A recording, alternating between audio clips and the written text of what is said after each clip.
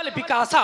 अगर हमारे यहाँ की आपने ही उत्तर दे दिया कि पूर्ण नारी सुभग सुसंता धर्मशील ज्ञानी गुणवंता, तो सभी योग साधना में थे। उनको ये तक ध्यान नहीं था कि हमारे बच्चे भूखे हैं कि क्या हैं, योग साधना में लगे हुए थे, तभी बच्चे भूखे मर रहे थे। अभी तुमने उत्तर ये दिया कि जिस समय बच्चे मर रहे थे, रोटी के लिए तरस रहे थे, उस समय मेरा हृदय रो रहा था। तो तुम रो रहे थे तो क्या जगते में रो रहे थे कि सोते में रो रहे थे? तुम क्या सपना देख रहे थे? अब हमारा जीवन रुको तो देखो, तुम हमको न घुमा पाओगे, तुम दुनिया घुमाओ। हाँ, इनको दुनिया घुमाओ तो हमें न घुमाओ। भाई जब तुमने ये उत्तर दिया है कि रोटी के टुकड़े के लिए तरस रहे थे और योगी का हृदय रो रहा था, विचार करना, तो तुम्हारा हृदय रो रहा था तो रात में रो रहा था कि दिन में रो रहा था? नहीं, दिन में रो रहा था। अब क्यों रो रहा था? अब रुको ना, अब रुको। तो तुमने हलकर्षण कब किया? दिन में किया। अदर विचार करना, तो ये प्रजा सो रही थी दिन में। बता तो दिया मैंने कि योग साधना में, फिर योग साधना में। अब हमारा जीवन कैसा है? योग भोग महाराख्यों गोई। मेरा जीवन योग में भी है और भोग में भी है। तो मैं प्रजा को योग से हटा करके भोग में लाना चाहता था कि सांसारिक कार्य भी किए जाएं, केवल योग ही न किया जाए।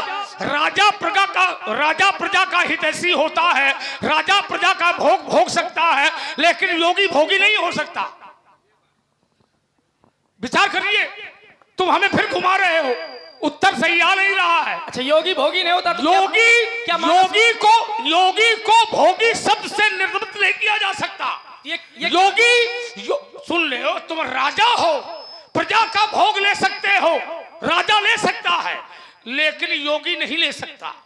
योगी संसारिक भोगों में नहीं निर्मित होता।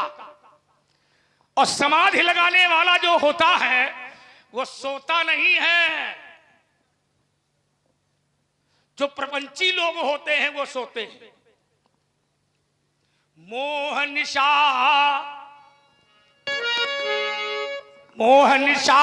सब सोहनी हारा।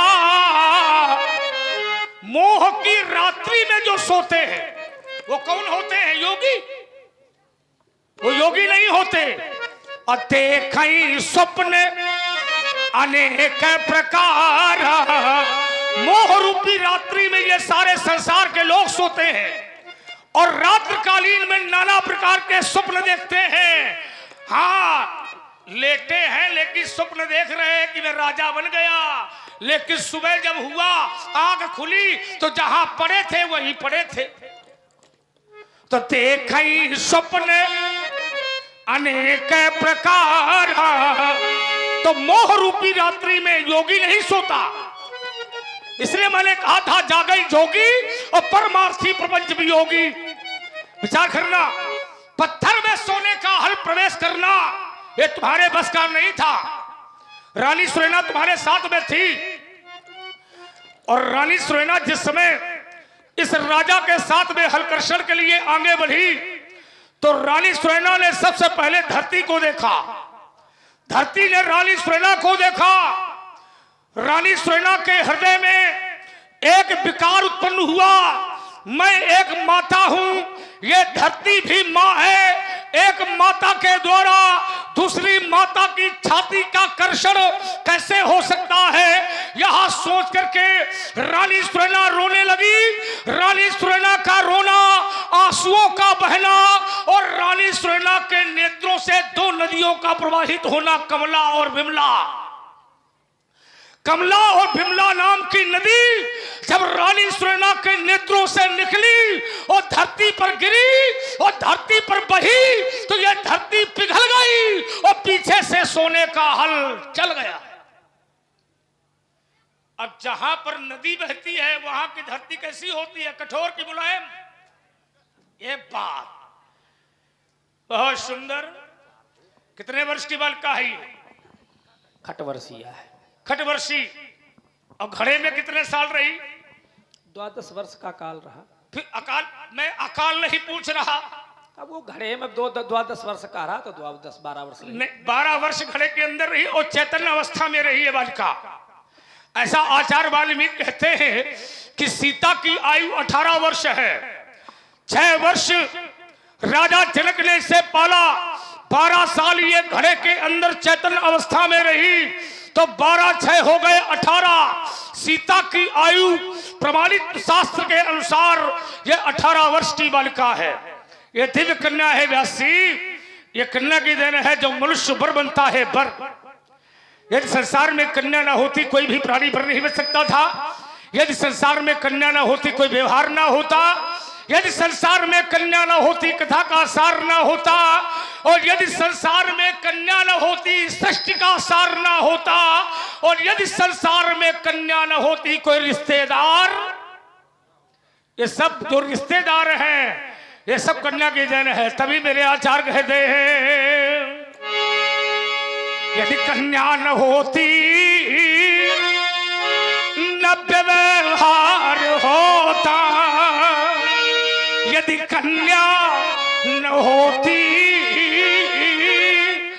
कथा सारी न होता। हाँ, यदि कन्या न होती ये सृष्टि सार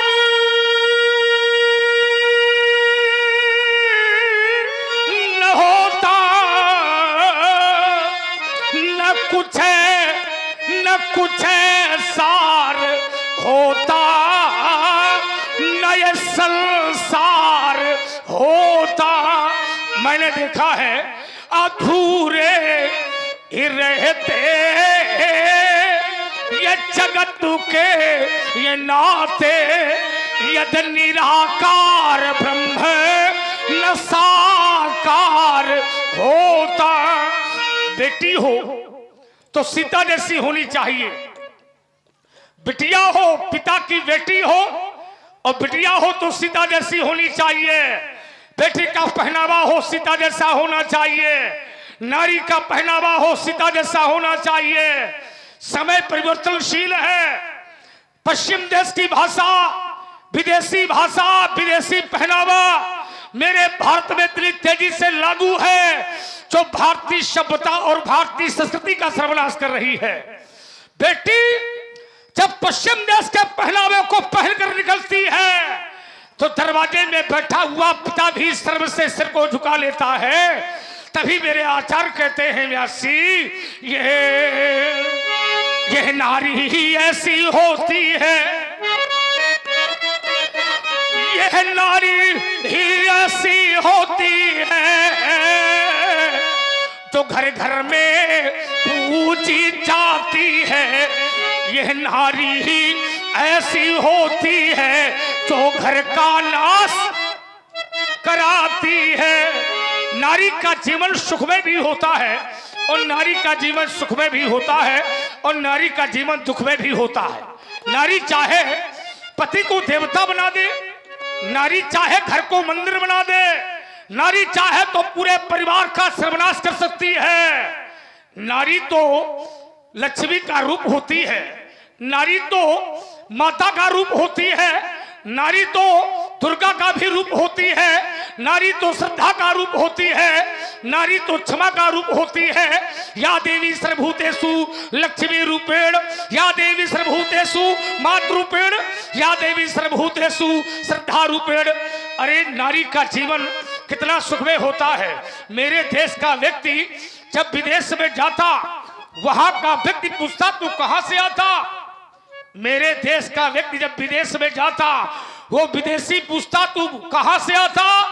मेरा भारत का व्यक्ति कहता मैं वहां से आया हूं जिस देश में गंगा बहती है। उसने कहा मेरे विदेश में तेरे भारत में क्या अंतर है। उसने कहा मेरा भारत वो देश है जहां की मिट्टी को भी माता कहते हैं। मेरा भारत वो देश है जहां पशुओं को भी माता कहते हैं। मेरा भारत वो देश है जहां पुराणों को भी माता कहते हैं। मेरा भारत वो देश है जहां वृक्षों को भी माता कहते हैं। मेरा भारत वो देश है जहां बहते हुए जल को भी माता कहते हैं। अरे मिट्टी में धरती माता, पशुओं में गाय माता, वृक्षों में तुलसी माता, पुराणों में देवी माता, अरे बहते हुए जल में गंगा यमुना त्रिवेणी माता। अरे मेरा भारत वो देश है जहां राजा की पत्नी भी माता होती है, ये वो भारत है। जहां गुरु की पत्नी भी माता होती है, ये वो भारत है। जहां बड़े भाई की पत्नी भी माता होती है, ये वो भारत है। जहां मित्र की पत्नी भी माता होती है, अरे ये वो भारत है। जहां अपनी माता तो माता होती है, पर अपनी पत्नी की माता भी अपनी माता होती है। तभी मेरे आचार्य भी कहते हैं व्यासी, क्या बड़ी हाथ तुलसी लिखते हैं, शंभु प्रसाद ए सुमत ही हुलसी, हुलसी हुलसी का बेटा तुलसी, शंभु प्रसाद सुमत ही हुलसी। पप्पू रामचरित मानस कवि तुलसी, ये बताना पड़ता है। रामचरित मानस कवि तुलसी, मेरे तुलसी कहते हैं मेरा देश धन्य देश, जहां बहा सुरसरी, सुरसर माने गंगा, धन्य देश जहां बहा सुरसरी, और धन्य नारी पतिव्रत अनुसरी, धन्य नारी पतिव्रत अनुसरी। देश तो बहुत है, विश्व में देश बहुत है, पर कोई ऐसा देश नहीं है जहां पर पतिव्रता नारी पाई जाती हो। पर मेरा भारत एक ऐसा देश है जहां पतिव्रता नारी पाई जाती है। यह भारत वो देश है जहां पर पत्नी एक की होती है, माता अनेक की होती है। पर विदेशों में ऐसी परंपरा नहीं है, वहां तो माता एक की होती है पर पत्नी एक की होती नहीं, अनेक की होती है। क्यों व्यासी, सही है कि नहीं है? और इसलिए आचार्य कहते हैं बिले एक ही धर्म, ये विकास ने तैयारी कर ली, एक ही धर्म एक व्रत ने माह, काय वचन मने पति पद प्रेमा।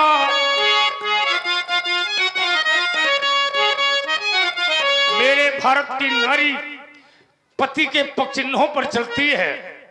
सास ससुर गुरु सेवा करे हूँ, मेरे